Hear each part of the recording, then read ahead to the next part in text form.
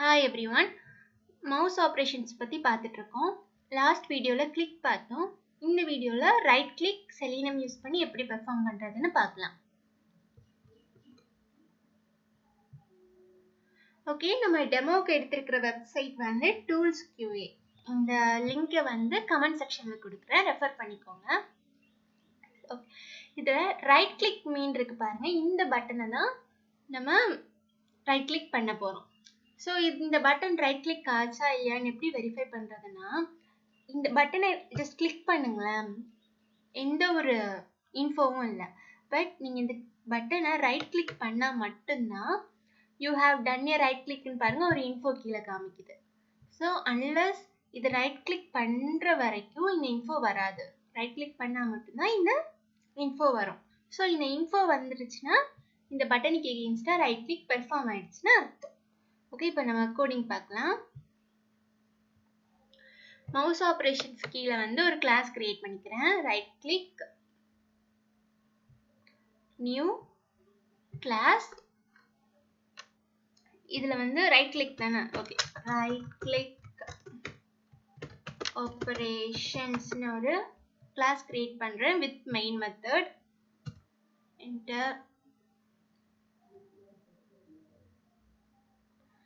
இப்போ ஒரு class with main method create ஆயிடுச்சு.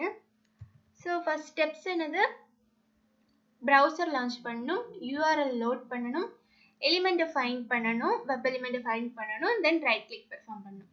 ஸோ ப்ரௌசர் லான்ச் பண்ணுறது, URL லோட் பண்ணுறதெல்லாம் லாஸ்ட் வீடியோவிலே பார்த்துட்டு இருந்தோம். ஸோ அதனால் அந்த கோடை மட்டும் காப்பி பண்ணி பேஸ்ட் பண்ணிடுறேன்.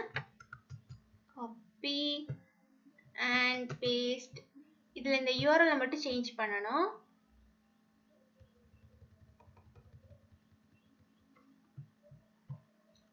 URL வந்து டெமோ QA. இந்த URL காப்பி பண்ணிட்டு கொடுத்துருங்க. ஓகே, இப்போ இங்கே எரர் காமிக்குது. இப்போதைக்கு ஆட் த்ரோஸ் டிக்ளரேஷன் கொடுத்துருங்க. தென் ஓகே, இப்போ வந்து ஆக்சுவல் கோடிங். ஃபர்ஸ்ட் என்ன பண்ணணும், இந்த எலிமெண்ட்டை வந்து ஃபைண்ட் பண்ணணும். ஸோ ரைட் கிளிக் பண்ணி இன்ஸ்பெக்ட். ஓகே, இந்த ஆரோ மார்க்கை கிளிக் பண்ணிக்கோங்க. இது ஹைலைட் ஆனதுக்கு அப்புறம் உங்கள் வெப் எலிமெண்ட் மேலே ஹோவர் பண்ணுங்க. ஸோ இதோட ப்ராப்பர்ட்டிஸ் வந்து இங்கே ரைட் சைடு லிஸ்ட் ஆகும். இந்த பட்டனுக்கு ஐடி இருக்கு. ஸோ வந்து ஐடி யூஸ் பண்ணி இந்த எலிமெண்ட்டை லொக்கேட் பண்ண போகிறோம். இங்கே driver dot find element. Okay, find element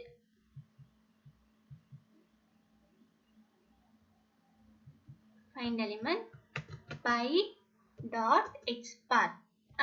expect கிடையாது, நம்ம ஐடி தானே யூஸ் பண்ண போறோம். ஸோ ஐடி கொடுத்துருங்க. ஐடி வந்து ஸ்ட்ரிங் கேட்குது. ஸோ டபுள் கோட்ஸ்குள்ள அதோட ஐடி என்னது, ரைட் கிளிக் பட்டன், இதுதான் அதோட ஐடி. இதை காப்பி பண்ணி டபுள் கோட்ஸ்குள்ள கொடுத்து எண்ட் ஆஃப் ஸ்டேட்மெண்ட் கொடுத்துருங்க.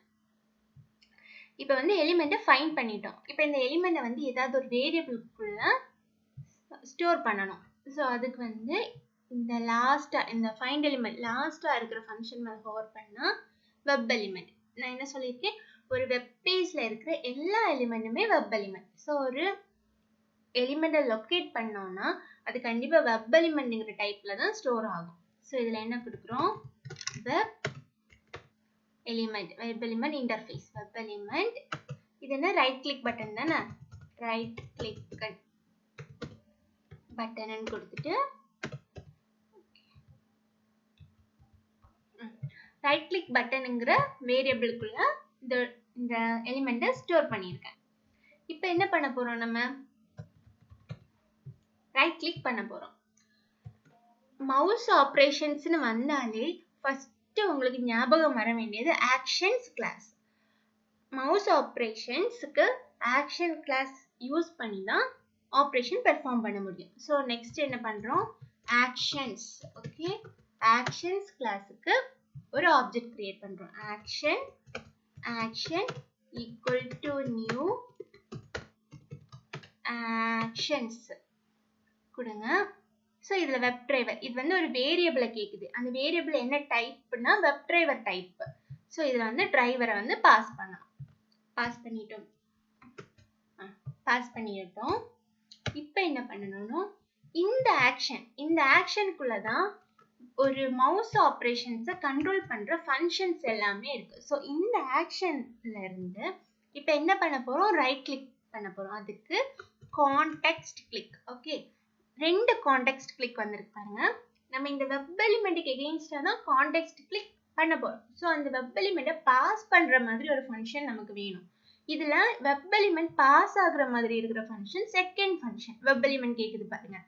ஸோ அதனால இந்த செகண்ட் ஒன்னை கொடுத்துருங்க. கொடுத்தோன்னே பாருங்க ஐடிஏ ஸ்மார்ட்டா இதை ரெகக்னைஸ் பண்ணி அதுவே ஃபில் பண்ணிடுச்சு.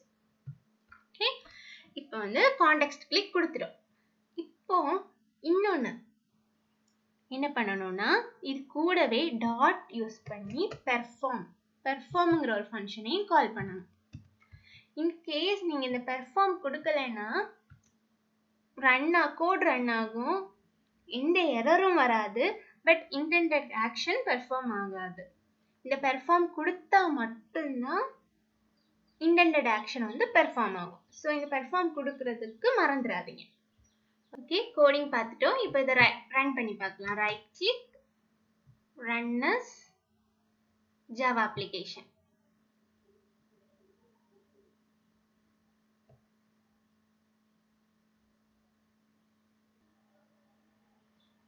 ஓகே, ரைட் கிளிக் பெர்ஃபார்ம் ஆயிடுச்சு. இங்க இந்த இன்ஃபோ வந்துச்சு பாருங்க, you have done a right click. So right click action perform ஆயிடுச்சு. ஸோ நம்ம கோட் வந்து சக்சஸ்ஃபுல்லா எக்ஸிக்யூட் ஆயிடுச்சு. ஓகே, இப்போ ரீகேப் பார்க்கலாம். எப்பவுமே ரைட் கிளிக் பண்ணணும்னா ஃபர்ஸ்ட் மைண்ட்ல வர வேண்டியது ஆக்ஷன்ஸ் கிளாஸ். ஆக்ஷன்ஸ் கிளாஸ்க்குள்ள தான் மவுஸ் ஆப்ரேஷன்ஸ் பண்றதுக்கான எல்லா ஃபங்க்ஷன்ஸுமே இருக்கு. ஸோ ஆக்ஷன்ஸ் கிளாஸ்ங்கிறது nothing but keyboard and mouse operations பண்றதுக்கான ஒரு கிளாஸ். ஆக்ஷன்ஸ் கிளாஸுக்கு ஒரு ஆப்ஜெக்ட் கிரியேட் பண்ணணும். இதுல டிரைவர் வேரியபிளா ஆர்குமெண்டா பாஸ் பண்ணணும். தென் இந்த ஆக்ஷன்ஸ் கிளாஸ்க்குள்ள இருக்க கான்டெக்ஸ்ட் கிளிக்ங்கிற ஃபங்க்ஷனை யூஸ் பண்ணி அதுக்கு வெப் எலிமெண்ட்டை பாஸ் பண்ணிட்டு டாட் பெர்ஃபார்ம்ங்கிற ஃபங்க்ஷனை கூட கால் பண்ணணும். ஸோ இவ்வளோ தான் கோடிங். ரைட் கிளிக் பண்ணணும்னு கேட்டால் இந்த 2 லைன்ஸ் ஆஃப் கோடு தான். ஸோ கிளிக் ஆப்ரேஷன் பார்த்துட்டோம், ரைட் கிளிக் பார்த்துட்டோம். நெக்ஸ்ட் வீடியோவில் டபுள் கிளிக் பார்க்கலாம். வீடியோ இன்ஃபர்மேட்டிவாக இருந்துச்சுன்னா சப்ஸ்கிரைப் பண்ணுங்க அண்ட் தேங்க்யூ.